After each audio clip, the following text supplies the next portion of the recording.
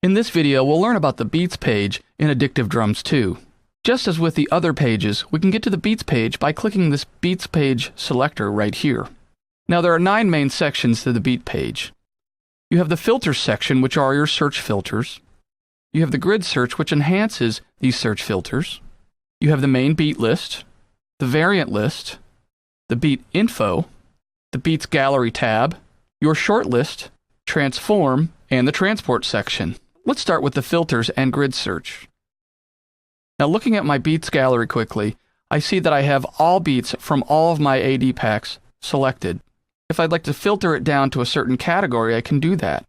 First I can select by library, and this is a listing of all my MIDI packs. So I've got my 60s, American rock, funk beats, and so on.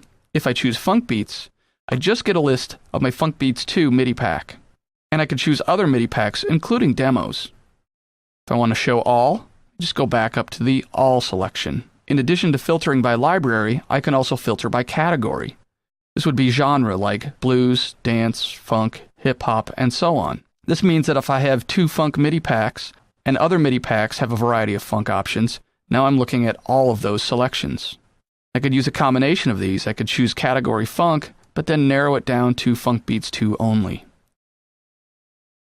I can also filter by tempo, either all tempos, or plus or minus 10 or plus or minus 20 BPM compared to the tempo of your host application. What this means is that if you're using Addictive Drums 2 in a host DAW like Pro Tools or Cubase or something else, and its tempo is set to, say, 120 BPM, I could tell Addictive Drums to only show me beats that are within a certain range. So if I were to choose plus or minus 10 BPM, that means I'd get a range of beats between 110 and 130 BPM according to my 120 BPM host tempo. If, for example, I'm working on a slower ballad, I could filter this down so that I don't show any fast upbeat beats for my intended ballad. I could also filter by time signature, 344468. And I could choose whether I want to see only beats or only fills. If I deselect fills, and I start using these filters, I'm only going to see beats, so I don't have to deal with fills. I can also search by keyword, and it's just as simple as starting typing in this field. As I type, it's automatically going to start narrowing down my beat selection. Now the grid search refines your search to specific qualities found within the beat, and this is really cool. If I start filtering maybe funk and I start auditioning some beats,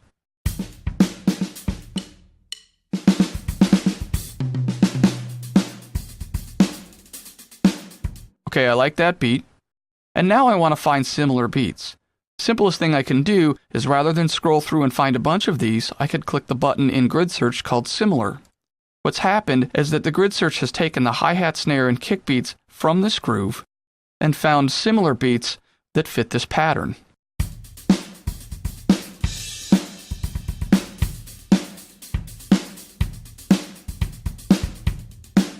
That's pretty cool. So they all have that 16th note hi-hat and generally the same kick and snare pattern. Also in Grid Search, Addictive Drums 2 gives you these presets, and this is an offering of beats that they feel may be useful because they're popular and they're pretty standard. Below Filters and Grid Search, we have the main beat list, and this is what we've already been working with. You can scroll through it just by clicking this bar and holding it down and scroll up and down. If you have a scroll wheel on your mouse, you can just scroll it up and down. And what you've seen already, that if I select a beat, I jump over to my transport, I can just hit play. If I want to toggle through beats, just leave it playing and select a different beat.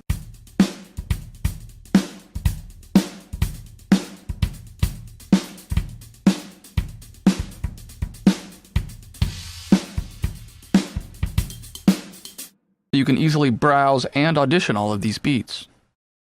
To the right of the main beat list, you have the variant list. So if I select a beat here, and I audition it, okay, I like that one. Now I see a bunch of variations of the same beat. Let's check some of those out.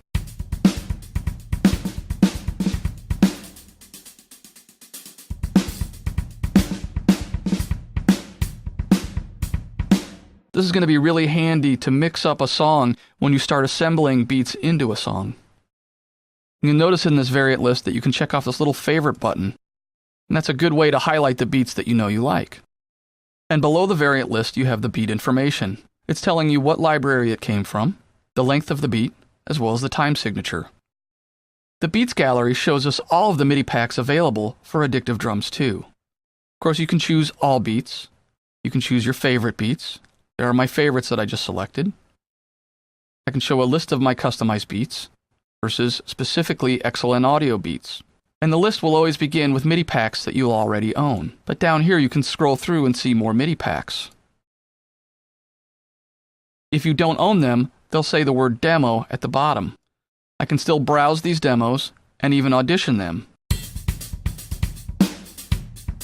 It's kind of a nice way to try before you buy, and if you like it, just click Web Shop down here in the Beat information window, and your web browser will open and take you to xlnaudio.com.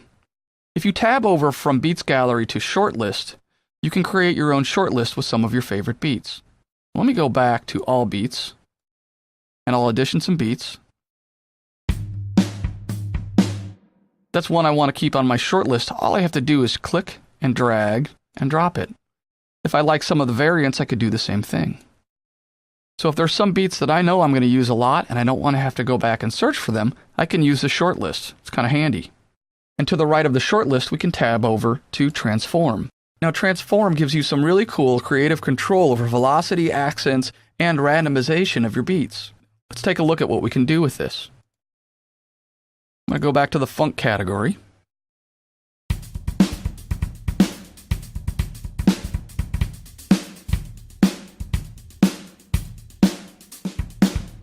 So now what I can do is I can transform this in a number of ways. I can set the velocity range. Right now it's pretty narrow, but if I increase it, my higher velocity hits are going to be even higher. My lower velocity hits are going to be even lower.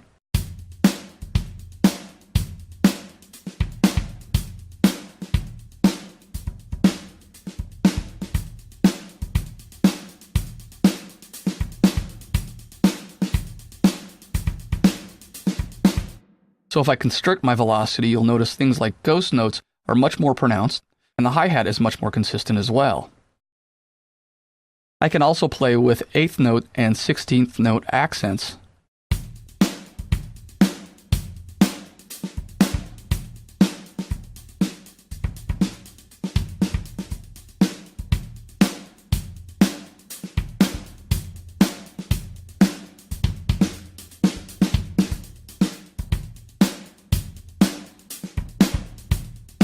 You'll notice as you turn these down, it sort of reverses what you'd expect in an accent. It's kind of cool. You can also randomize timing and velocity.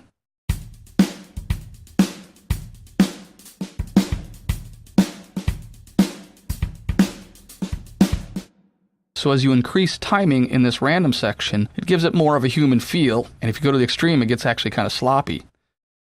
Turn it down, it's going to be much tighter. It's a great way to sort of humanize the drummer's feel.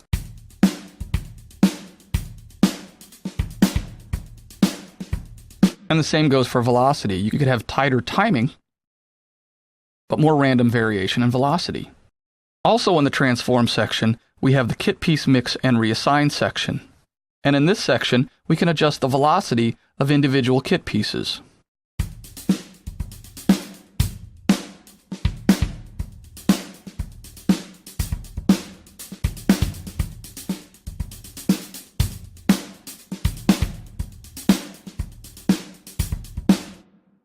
What's neat about this is velocity is different than volume. So of course when we get to the mix section, we can turn up or down volumes on drums. But if I lower the velocity on a snare, the effect is a different sample is triggered.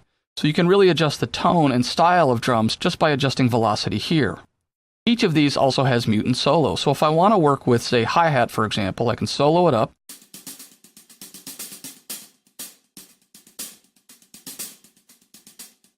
And tweak my velocities here.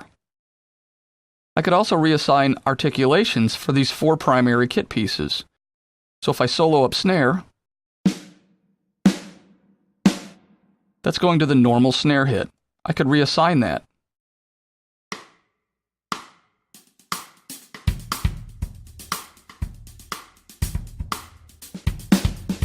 It's a completely different vibe when you go from normal hit to side stick.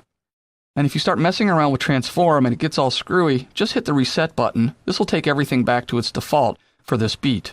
And if I'm working with transform and I want to hear it at a different speed, I can adjust it here.